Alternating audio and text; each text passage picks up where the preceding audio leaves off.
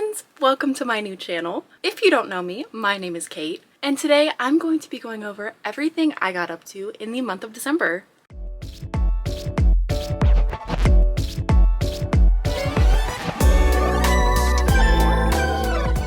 December was a busy month, and honestly, not just because of the holidays. I really feel like I accomplished a lot, especially on my other channel, Mush Fairy.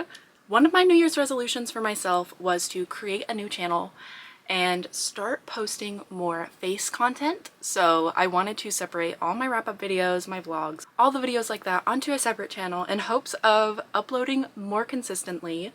For all of 2025, at the end of every month, I created one of these videos to update y'all on everything I got accomplished but didn't get to showcase on my channel. So I hope y'all are ready to sit back and listen to me yap because I have quite a few things to talk about this month. We are going to start by diving into the game section, and then after that, for the second half of this video, we will talk about all the books I read and what I thought about them. Okay, so of course we're starting with the gacha section first. I want to show you first and foremost the progress that I made in Genshin. There's not a ton, but I have two characters to showcase. One of which is my boy right here, Durin. I'm so happy I was able to pull him. I was guaranteed, and I think I had to go to about hard pity, but he's home. And thankfully, while pulling for him, I did also successfully pull Jahoda. I'm not entirely sure when or how I'm going to build her, but I do know I'm going to do it. Hopefully that will be coming soon. I also worked on building my Veresa team, which is why they are showcased here. I also apparently just got friendship level 10 with Veresa. I'm so happy I have to make that my name card. Ah! Okay, but next we are going to hop onto the next Toyo game now.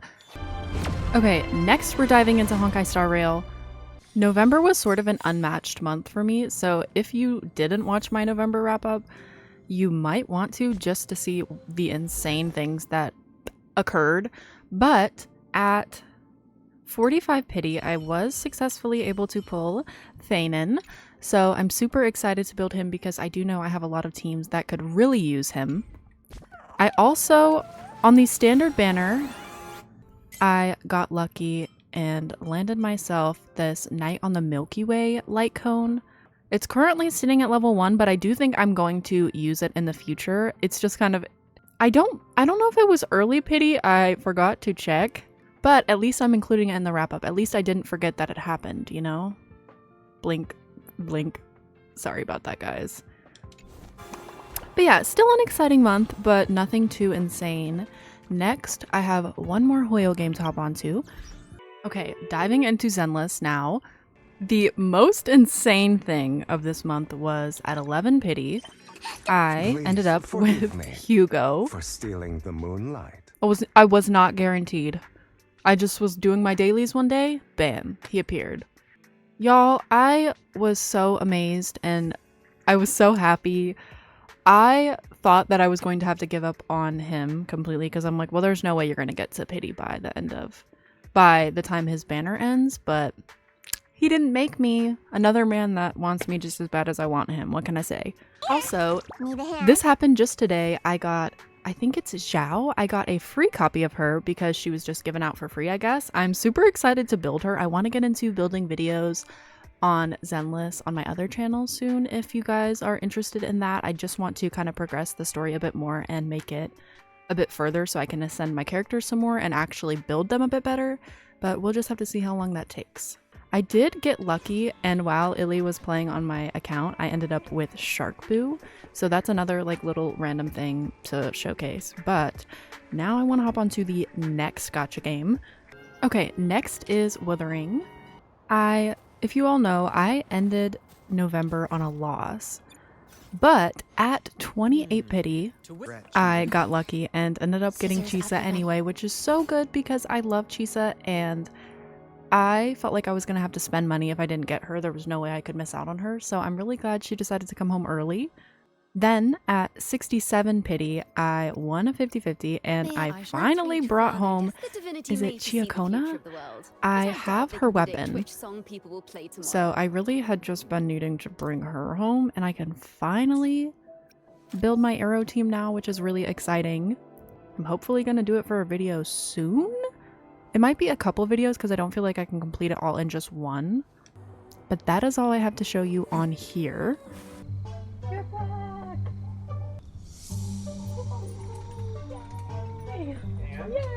And you brought me food and I put it in there because I was like, what if I need it? Oh. But it's okay. I give it back to you. I'll put it next to mine. Okay, deal. Thank you for returning my chapstick that I gave to you. For today's wrap-up video, it's now a mukbang. Watch me eat a quesarito and some nacho fries. Sadie says, is the tree for now? Wait, I want to show Sadie. Sadie! Can you see her? Oh my god, stop! Chicho baby! Sadie! Oh, I love her.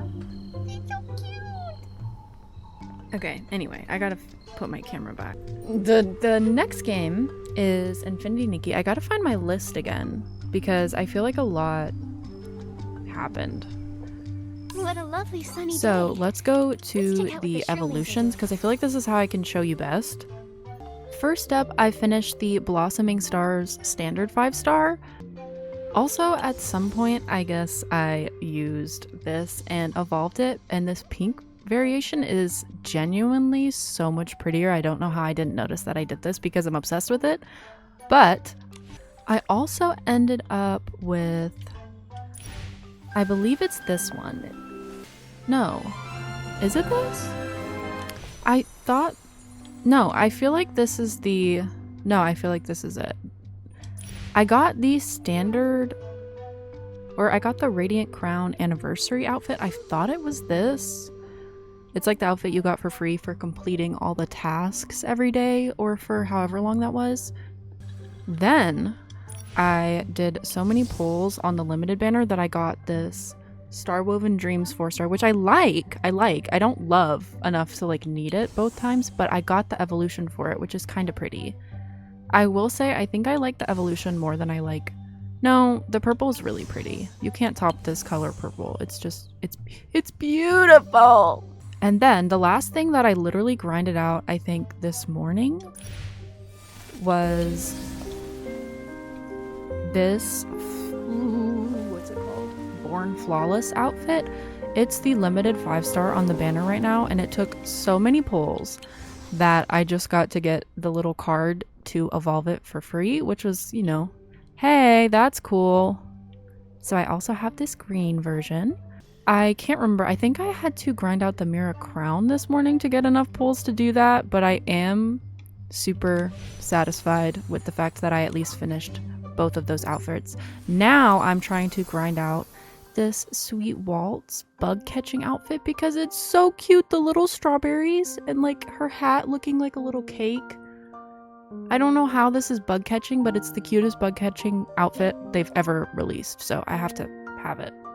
I didn't think anything was going to be able to top the standard one that you get, but this one is just so beautiful. So that's my next mission. Hopefully in the next 7 days, I will be able to get it, and I will have something more fun in the January wrap-up to show you. But I think that's all the gacha game updates I have, so now we can hop onto all of the million other games I play. Oh shoot, I didn't mean to click the credits. We're not going to watch the credits together for the wrap-up. We are going to talk about the million things I did in Dreamlight Valley because is the volume insane? With the update of like the Star Path, I think is what it's called, I ended up getting on this game like every single night before bed to grind out different tasks because I need so many of these items. Ignore the fact that I have a mustache for this outfit. I was required to wear it for a quest, and I guess I never took it off. I don't know why there's still a mustache on me. Mind your business, okay? It doesn't matter. I tried to catch up on like a million different quests that I hadn't done, and so I unlocked the floating islands, which I didn't even know existed. When did they release this? But it's like this whole map above your map that you can decorate all pretty. So I kind of wanted, I don't know, I think it would be fun to dive into this for a video, but I don't know if anyone even cares about me in Dreamlight Valley. But I really want to play Dreamlight Valley and decorate so bad for a video because I'm in my Dreamlight Valley era, and this blank canvas needs some decorating. But anyway, after I unlocked this, I got a couple places like just on the regular map. I guess I could have shown you that first. Starting with the plains, I unlocked the... Wait, did I unlock anything over here? Oh, I did unlock the wastes, but I unlocked more. I unlocked the grove. And I also unlocked... Where the heck is the overlook? Oh, this. I unlocked this. I don't really know why. I think I needed materials.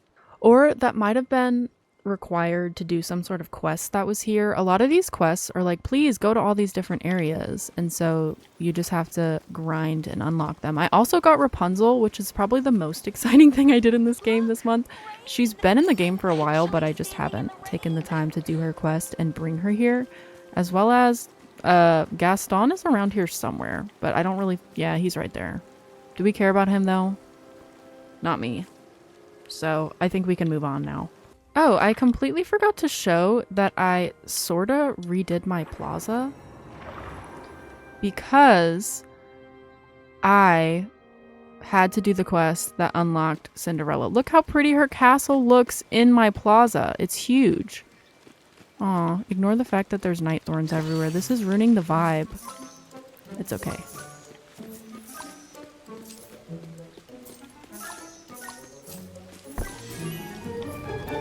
But yeah, I sort of redecorated around here, mostly just around where her house was. I haven't relocated much of anything. I can't... What was right here? Don't remember. I'm thinking really hard. I'll have to watch one of my older videos to remember what I had sitting here. But I guess it was really movable. And I moved it with ease because... Where did I put it? What was it? Is there anything down here? No. If I remember, I'll let y'all know. But honestly, I can't remember the last things that I did in here. It's been a couple days since I played, so I'm not like fully there on everything that I did. Usually when I play like for... Oh, look. This little Pegasus. How did I forget to show you guys that I got the little Pegasus pet? It's the cutest little thing. So far, I've only grinded out the star path a little bit, but there's 41 days. So I know I have more than enough time to get all of the things that I want from here, so I'm not stressing too much about it. But yeah, that is, I think, all of the updates from this game. Now I have to switch to my Switch because I have... Everything else is like a semi-Pokemon related update. So I gotta connect this controller so I don't have to disconnect my other one. Yay! I think I want to start with Pokemon Unite because I did so much in Pokemon Unite. Not you saying yes. I know I need a feature where you just come and tell everything that happened with the update. I'm gonna have to deal with this being like, I can't open, help, I can't open, help. But I'm gonna try to be patient. Oh my god. Are you kidding? It actually loaded in so fast. That's insane. But since they changed how you get licenses, I actually have 1,000,001 updates to show you because I grind like crazy. Like nobody's business. The very first thing, I can't even believe that this was in December because it feels like it was so long ago, but I'm pretty sure I grinded. Sorry. Pretty sure I grinded, period. I'm pretty sure I grinded. I'm pretty sure I grinded for Vaporeon.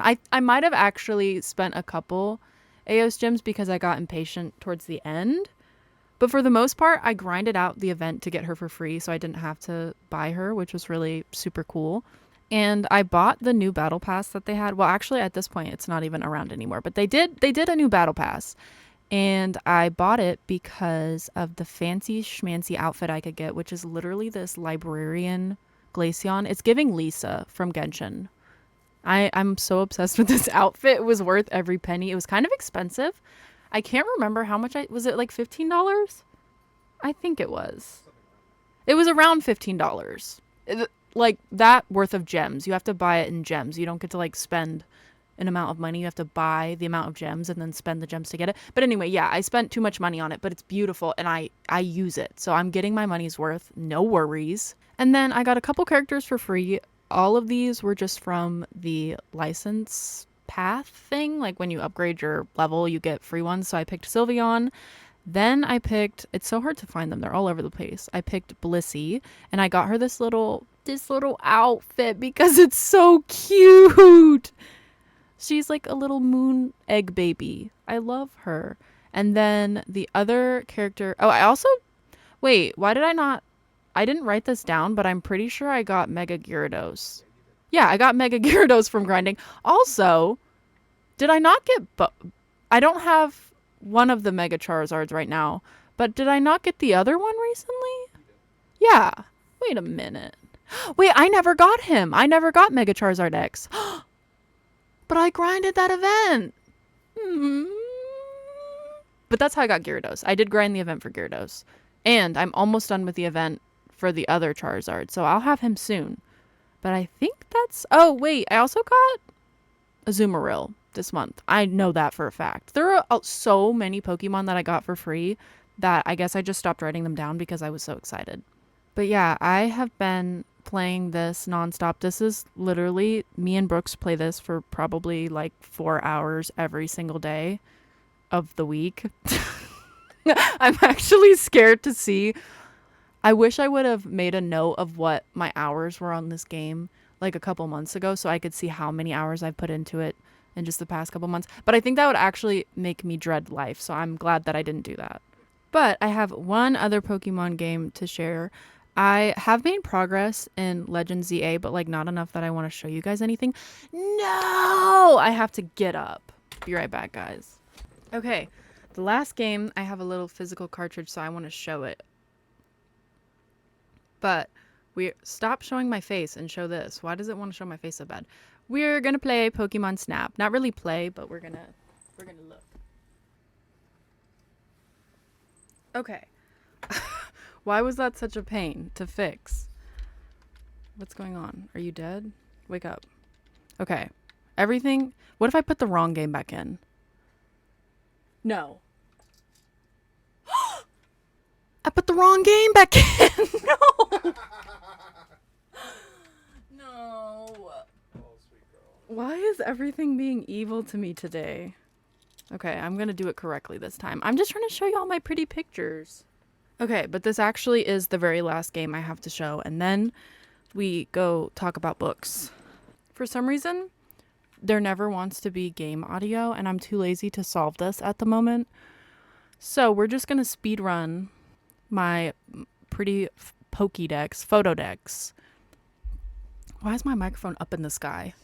I think there's really only a few that I'm actually that proud of that I want to show. Like, look at this Wooper, please. Look, it's a perfect picture. I literally nailed it.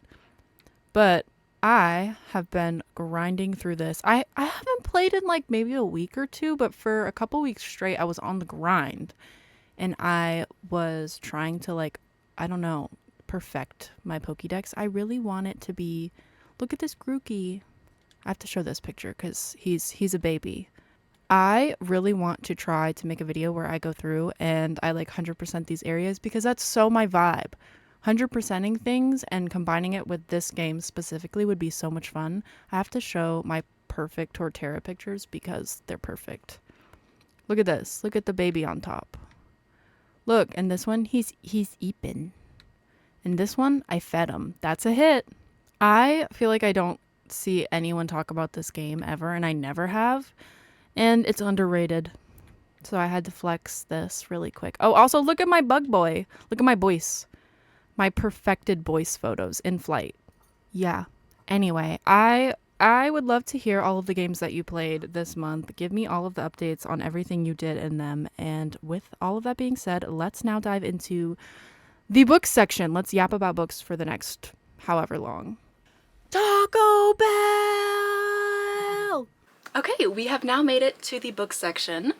I am super excited because all of the books I read this month were kind of holiday themed or at least winter themed, so it really helped me get into the holiday spirit and also channel all of the cozy vibes for December. The very first book I read, I own the physical book, but I also listened to the audiobook, and that was Icebreaker by Hannah Grace.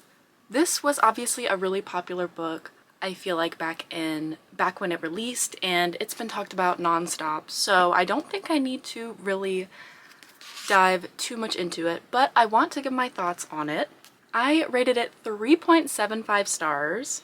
This is the perfect cozy winter college romance. It is about a figure skater named Anastasia and a captain of the hockey team at the college, Nate. Stas dreams of making it to the Olympics, but after an accident with her duo partner leaves her alone, Nate steps up and offers to help her. The dynamic between these two characters and also just the story itself was fairly unique to me, which I really enjoyed. I will admit, the romance was extremely fast-paced in this though. There wasn't much of a slow burn, and the last hockey romance book I read was From Lukov with Love, and if you know that author and that book specifically, it is the slowest of slow burns, so it was a very different pacing for me, and I'm not sure quite how I felt about that. I do feel like that's part of the reason that I maybe lowered the star rating. They were practically already together, if not in a fully committed relationship, by 20%, and I know some people enjoy that. I personally enjoy like the longer stretched out pining for each other. I don't necessarily want the characters to just instantly jump in and be together. There also were a lot of parts of this story that were extremely cliche, but I will say, since it's been so long since I've read like a soft, silly, cozy romance like this, I didn't mind it. It was kind of exactly what I was looking for a palate cleanser to start this month. I will say I was very confused about where this book was going and like the dynamics between characters, because at the beginning of this book, both the main characters are in relationships or kind of with other people. So it did take a bit for me to get into this, especially the romance. You do learn to dislike the characters that both main characters are with at the beginning, so it's not like you want them to be with who they're with, but it's still kind of like, I wish that maybe that wasn't in there at all. It feels like an unnecessary plot point, but that is just me in my opinion. There were quite a few heavier topics in this book, so I do recommend checking trigger warnings before you pick it up, just in case. I will say I think that it was done in a really amazing and tasteful way, so I really enjoyed that, and a lot of pieces of this book will stick with me in that sense. I will say that this is a fun book. I don't know if it's worth all of the hype that it gets, but it is an enjoyable, cozy winter read, and I am glad that I picked it up and finally gave it a try, considering how long it's been sitting on my shelf. But like I mentioned, this was 3.75 stars for me. It was a decent read. That's not a bad rating. It just wasn't a life-changing story. The next book I read was The 7-Year Slip by Ashley Poston, and if you don't know Ashley Poston, I've only read one of her books, but I had already, after finishing The Dead Romantics, I had kind of already claimed her as one of my favorite authors. And to be fair, this book was no different for me. I really enjoyed it. I rated it 4.5 stars. This is a magical realism book taking place in a New York City apartment that can kind of travel between times in a sense. Clementine, the main character, inherits this apartment and moves in. Her late aunt does tell her kind of the secret to this apartment, which is that it is able to take you 7 years into the past and will show you whoever is living there, and also allows you to interact and sort of develop a relationship with the people from the past. Like I said, this apartment is not just a place to sleep, it is a door to the past. It is a way to connect with people that are no longer living in this apartment or even just living in this area at this time. It connects you to this timeline but in the past. After Clementine moves in, she ends up meeting Iwan, which is the character that shows up in the apartment for her. She forms a deep connection with this chef from 7 years in the past. Their timelines stay out of sync for the length of their encounters in the apartment, and Clementine is sort of forced to navigate a lot of these struggles and different problems that she's going through by herself. Both main characters in this book I adored. I felt like there were different aspects in both of them that I could relate to, and a lot that I also just learned from reading the book, which was really nice. The heartfelt story told between the romance in this book is really what tied all of this together for me and solidified my rating.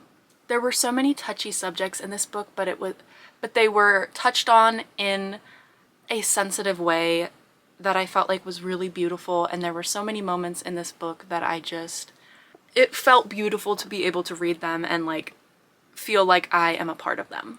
I highly recommend this book, as well as anything else by Ashley Poston. I haven't made my way through all of her books yet, but I do know The Dead Romantics, as well as this one, have been so highly rated for me, and they're definitely both books that I would recommend. So I'd say pick them up if you're looking for some sort of magical realism book in the new year. They're definitely good picks.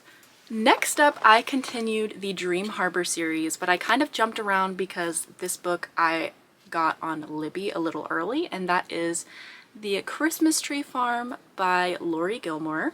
I rated this book 3.75 stars. I think I read this either the week of Christmas or the week before Christmas, so it really was helping me like fully immerse myself into the Christmas spirit. City girl Kira buys a rundown Christmas tree farm in the small town of Dream Harbor, hoping to renovate and live out her little city girl move to farm life dreams. She very quickly realizes that this place is a beloved Christmas tree farm to all of the locals though, and she realizes that she has to open this place up because people are demanding to be able to buy their Christmas trees for the season from her. After getting herself moved in, she encounters a dog lover, Bennett, who stumbles upon her land thinking that it's still abandoned and just trying to let his dogs burn off some energy. As Kira is getting herself moved in, a snowstorm is tearing through the town, and Bennett checks on her and realizes that her house is not equipped for the weather that they are having, and he really wants to renovate the place and make it a more habitable place for her. Very quickly, they start spending a lot of time together, and that is where the romance starts to pick up. This was a super quick and easy holiday read. It isn't life-changing, but the vibes will keep you warm through these cold winter months. As well as the romance was still heartwarming and it was still a page-turner. If you are looking to bump up your reading stats for right before the end of the year, I know that now that we're in January, this isn't really a great time to recommend this book, but I will say in December, if you're looking for a quick read to bump up your stats before the end of the year, this is a great one to try. The next book I read was actually on my Kindle, and I listened to the audiobook as well. You'll notice every single book I read this month, I also listened to the audiobook. It's just, I think the reason I've been able to read so much is just because I've been listening.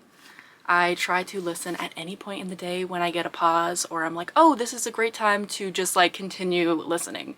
If I'm doing chores or like taking a shower, working on silent tasks that don't need audio, it's a great time to do that. But anyway, the next book I read was Beautiful Graves by L.J. Shen.